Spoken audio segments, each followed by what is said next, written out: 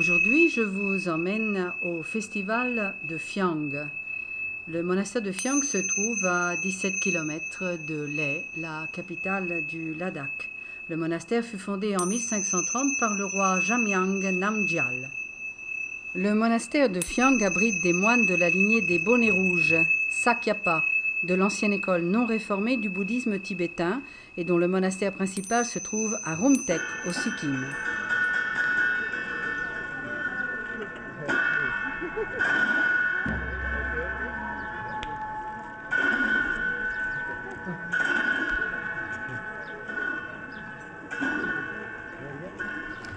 Le festival entraîne les visiteurs au cœur du bouddhisme tantrique, sur les routes du monde invisible au contact des shams, les fameuses danses rituelles.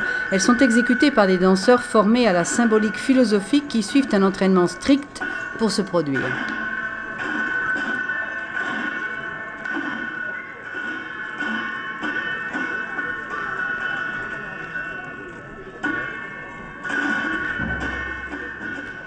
Le 10e jour, Tse-chu, du mois lunaire tibétain, les gens fêtent l'anniversaire de Padmasambhava, maître bouddhiste du 8e siècle, protégé par les divinités qui deviendront les protecteurs du bouddhisme. Il est l'homme qui répandit le bouddhisme tantrique dans les pays himalayens. Les danses sacrées que vous voyez ici retracent ses exploits magiques. Les moines danseurs portent des masques qui représentent les divinités des gardiens de l'ordre Drukpa Kagyu.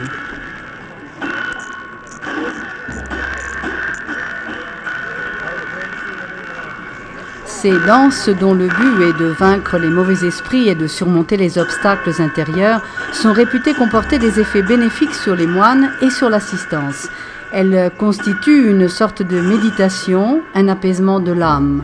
Certaines peuvent durer plusieurs jours, et ces festivals donnent l'occasion aux villageois de se rassembler, de prier ensemble, de festoyer, de parader ou de s'amuser tout simplement. Devant l'immense Tsangka, suspendu depuis le 5e étage et déroulé jusqu'au sol pour cette occasion exceptionnelle, les moines virevoltent comme des derviches tourneurs et menacent de leurs armes d'invisibles ennemis.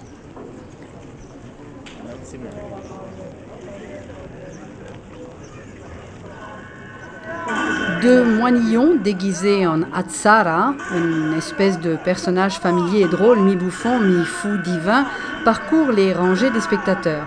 Loin de nuire à l'atmosphère de la cérémonie, l'Atsara sert de lien avec la réalité, renforçant par là la magie des danses sacrées. Leurs clowneries au milieu des spectateurs n'ont d'autre but que de collecter des fonds qui sont destinés à faire vivre une communauté. Ils commencent par choisir une victime, puis ils lui passent un katag, c'est ce grand foulard blanc que vous voyez autour du cou, comme pour le faire prisonnier, et font mine de le molester. Rançonné, l'infortuné n'a d'autre choix que de payer pour obtenir sa libération.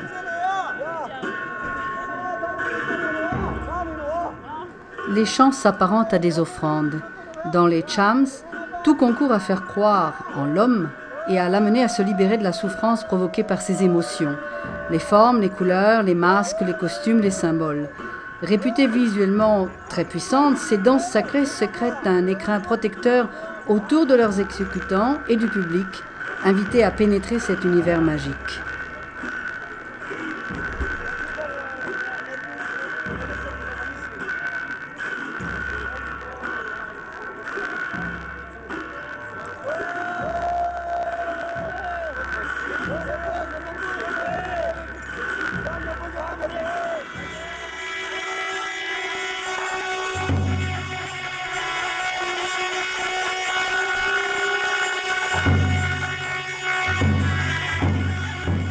Les instruments sont à percussion et à vent. Les instruments à percussion, le gong, les tambours, les grands tambours suspendus, les tambours à manches, les petits tambours suspendus, le damaru, etc. Les instruments à vent sont les trompes courtes ou corps. À l'origine, elles étaient façonnées dans des fémurs humains, les ossements symbolisant la mort de l'ego et le concept de non-permanence de l'homme.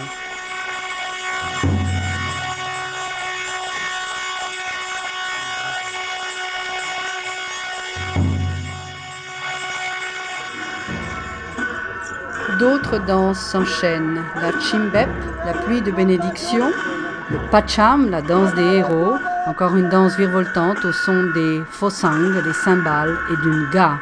Elle est inspirée d'une vision du paradis de Guru Padmasambhava que le grand maître Pema Lingpa eut au XVe siècle. Puis les danseurs exécutent le tsoklen, une débauche d'énergie libérant les forces négatives en direction de la vérité absolue. Suivent le jinx, la danse des êtres célestes, ou les dakas ou les dakinis, divinités protectrices souvent représentées avec des têtes d'animaux, entourent le gourou Padmasambhava. On a plus d'air ici, on est mieux. Hein.